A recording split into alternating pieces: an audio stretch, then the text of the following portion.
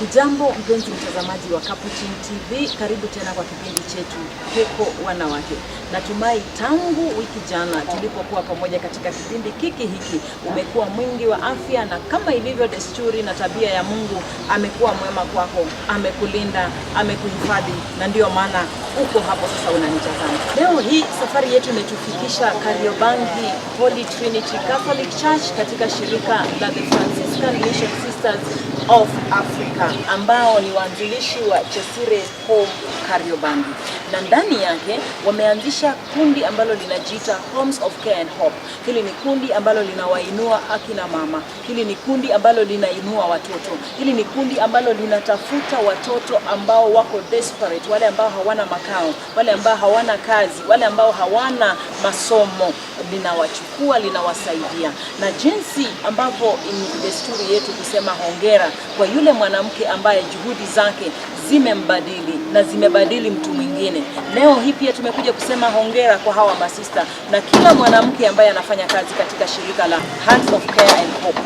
Kuomba uandamane pamoja nasi tunapoingia kunena na hawa wanawake ambao kwa njia moja ama nyingine wameweza kuinfluence na kubadilisha maisha ya watu wengine. Tutawatembelea hawa akina mama, hawa wanawake ambao wameweza kusaidiwa na Hands of Care and Hope kuanzisha biashara, wameweza kusaidiwa katika kuelimisha watoto wao. Tutaweza kutembelea hao watoto na kuangalia jinsi wanavyoendelea kule shuleni. Na usisahau kwamba jinsi ilivyo kawaida yetu hapa Capuchin TV, letu ni kusema hongera.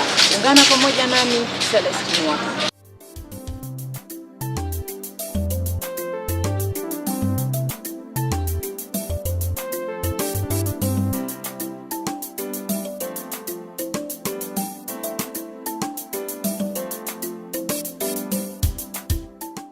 Jambo mpenzi mtazamaji wa Capuchin TV, karibu kwa kipindi chetu tena cha siku hii ya leo, Heko Wanawake. Leo hii tumebahatika kutembelea Franciscan Missionary Sisters of Africa ambao wanapatikana katika kanisa la Holy Trinity Kariobangi North.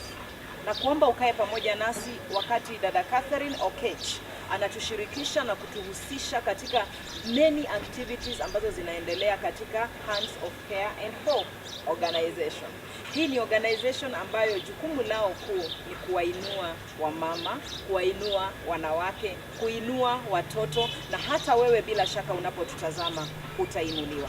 Karibu sana dada Catherine HCH, na tunaomba kwa ufupi tu utushirikishe your daily activities za hapa Hands of Care and Hope organization. Okay, asante sana.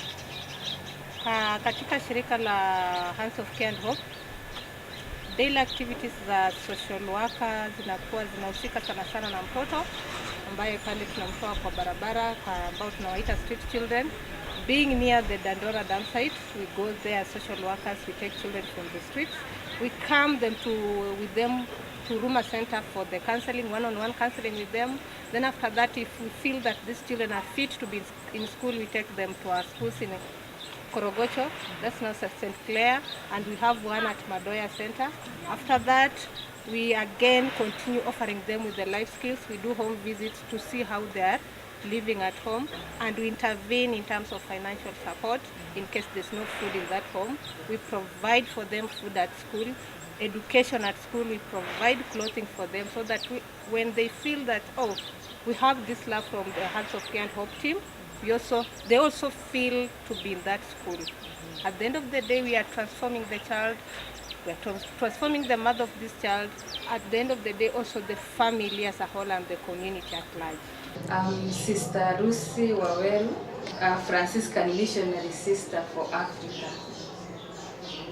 We run the program Hands of Care and Hope. As a congregation, we work with the poor. It's a policy in charism, we work with the poor. And so when Sister Lydia, one of our sisters, arrived in Kariobangi in 2005, she saw the need, and inspired by this spirit of working with the poor, she decided to start this program. So the program officially started in 2006 after seeing the need. The need was many students or many children were loitering around and they were not going to school. So she started it as a social center where they would come, eat, and then they get the basics, and then they go home. Later on, it developed, or a need arose to have it formal school.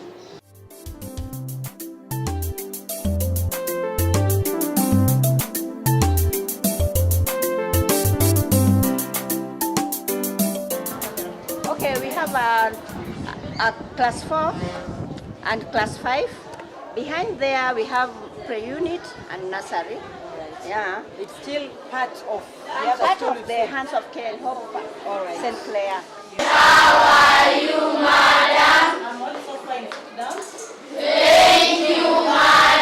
Can you name a few importance of wildlife? Importance of wildlife? Wildlife is a major tourism attraction. It's a major tourist attraction. Have you eaten? And have you eaten porridge? You've not given them porridge. They also taught on how to keep the environment clean through planting of flowers, planting of tomatoes, as we call it, multi-story gardening. Thank you. Nimekusikiza umezungumzia juu ya watoto ambao mnawachukua pale, mnawaleta and then you helping them even from their homes. Yes. Na je, mshaikuwa na case ama kipindi ambacho mnapata watoto kule, lakini mnapoanza kuwahoji mnagundua kwamba labda hawa watoto hawana wazazi. How do you handle that case? Kuna wakati ndio ni wengi ambao hawana wazazi, wengine wanaishi na grandparents, ambapo tunachukua hao watoto pia. Wanapoishi na grandparents, we intervene with the grandparents because we provide also food to these grandparents. And again, through that, the needs assessment, we did a needs assessment in 2011 where we found out that most of our children are not performing better in school because of lack of parental love. Thereafter, we initiated a program on parenting, effective parenting. Through the effective parenting, parents are taught on parenting skills, advocacy and human rights. Because why advocacy and human rights? Because there's a vicious cycle of poverty going on. The same parents were brought up in the same slum area. And the same parents, they were either abused sexually, psychologically, emotionally.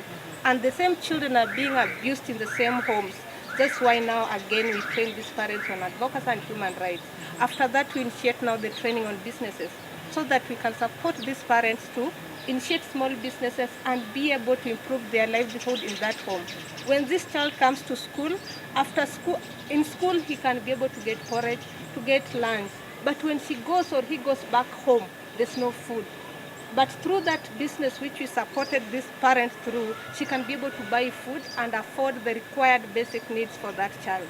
Mpenzi mtazamaji wa Capuchin TV, kumbuka kipindi ni Heko Wanawake. Umekuwa na mie Celestine Mwaka tangu tulipoanza kipindi cha siku ya leo. Na usisahau kwamba leo hii tumetembelea Hands of Care and Hope, an organization ambayo ni ya Franciscan Missionary Sisters of Africa. Katika shule ya St. Clair leo hii ambayo tumepata fursa ya kutembelea, tumebahatika kukutana na wanafunzi wawili ambao ni beneficiaries wa Hands of Care and Hope na wameweza kupata nafasi katika St. Clair Primary School. Sasa mimi nitawakaribisha tu wenyewe wajitambulishe, watuambie majina yao, alafu watatuambia how they have benefited from this school. Karibu sana, just introduce yourself, tell us your name, do the same, then we'll let this one come. My name is Alfred Aswan. I'm in class 6 and I'm 13 years old. As I stand here, I want to really thank the HCH founders for having a great golden heart. First, it has acted as a rescue tool. Second, it has acted as slum changers. Since this school was open, it has helped many boys. It has helped their life. Now the people who were supposed to be in jail, and the people who were supposed now to be dead, they have really been helped in this school. Before I joined this school, we find that even it was very hard for us in our family to get food. My mother was not able to buy for me clothes and those basic needs. But to find that since I came here, I've been taken care of. Even we were given uniforms, sometimes clothes, and even food is just good. As for me, HCH, Hands of Care and Hope, is a God-given institution which has come to rescue the slums, especially the girls who are in slums. What was your life like before you joined St. Clair or before you met the Hope group?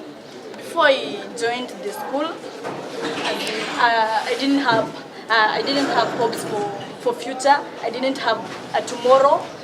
I was just there, hopeless, not expecting anything in future. But since I joined it, I see a bright future ahead of me, and I believe that I'm gonna make it as a woman. I believe as a woman, we have got the potential in us that we are not just humans. You can, you're able. God made you with a purpose. You are not just any woman, but you're just a best woman. And you show out yourself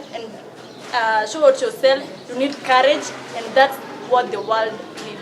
Exactly. That is what the world needs. Kutoka kwa Heko Wanawake, kumbuka ni mie nahodha wako Celestine Waka.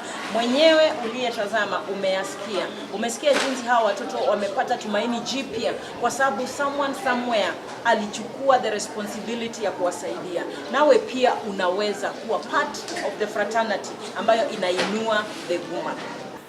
Kwa majina naitwa Susan Wanjiko.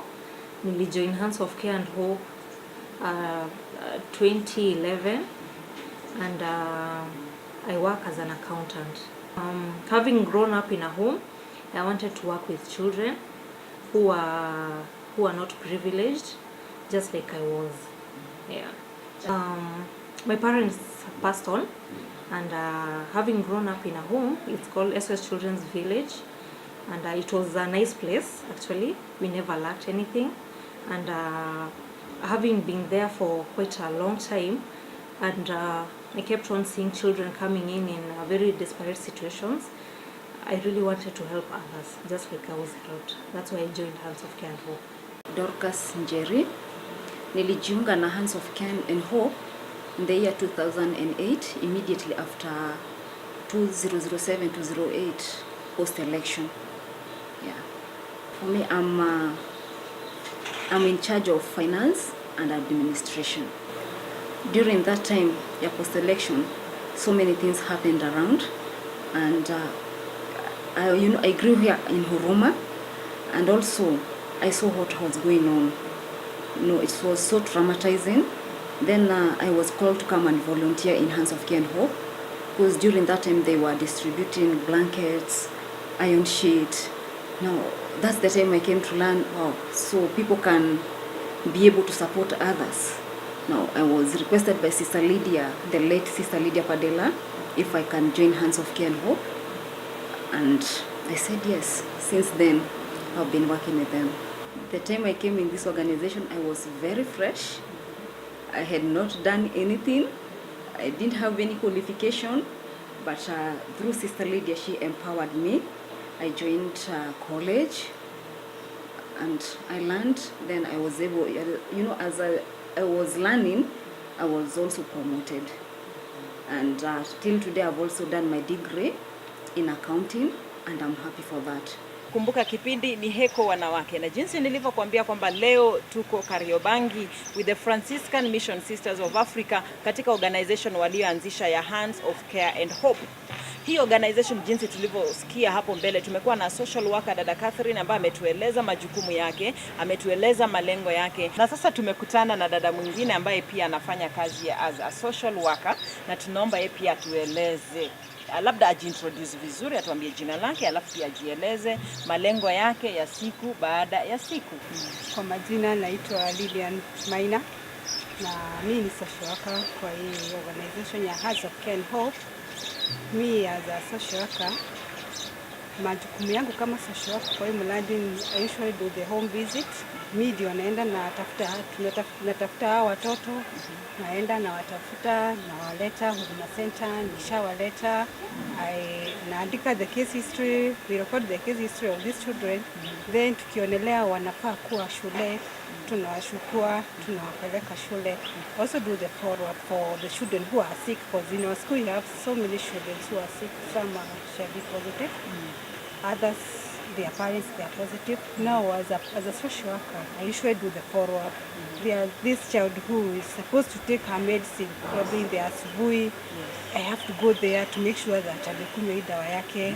Kuna mzazi wake, he is there, she is there, she is a bedridden. You have to go there and make sure that she has taken her medicine. Now, based on what you do, kulingana na vile umetueleza majukumu yako ya siku baada ya siku, labda ungetueleza what are the qualifications of someone? You go there, you have to do the assessment. You look at this child, unaangalia even kule kwa nyumba, unaenda unaangalia, unaona the way hawa watoto wanakaa na wazazi wao wanaishi. Kuna place unaenda unapata hata kitu ya kukula hakuna, ana need kusaidiwa. Unaenda unachukua, hata usually take given the photo for the documentary. Unachukua huyu mtoto na ukishamchukua, then tunamleta shule. Pale shule wakikuja, they have something to eat. There's a time wanapewa hata uniform. Even there's a time even we should intervene. We give these children the stationaries, because unapata mzazi hana kitu. Hizi stationaries unapata kwa sababu tunaelewa kule shuleni kuna wasichana wanahitaji yes, labda hayo madawa. Umeniambia kwamba kuna wale wako HIV positive wanahitaji madawa. It is a challenge when it comes to giving these children the stationaries, because unapata in the organization there are so many things that you're doing to these children, and still unapata pia huyu mtoto hana kitabu, hana karamu, and you feel that this child should be in class kusoma. Some well-wishers unapata you have to probably create something, unaanza kuwatafutia so that you can keep this child in class. Na labda serikali imeingilia kati? Hajaingilia kati bado. We have been talking to them but they have not seen any impact. Mpenzi mtazamaji wa Capuchin TV, usiende mbali. Kumbuka kwamba kipindi ni Heko Wanawake. Na tunapoondoka hapa sasa tunaenda kutembelea wale wanawake. Tunaenda kutazama biashara zao. If possible tunaenda kutembelea watoto wetu shuleni. Pia tuwafundishe, tushirikiane nao katika shughuli zao za siku baada ya siku. Kumbuka kwamba leo hii tuko Kariobangi Holy Trinity Hands of Care and Hope organization ambayo imeanzishwa na inasimamiwa na Franciscan Mission Sisters of Africa. Usiende mbali.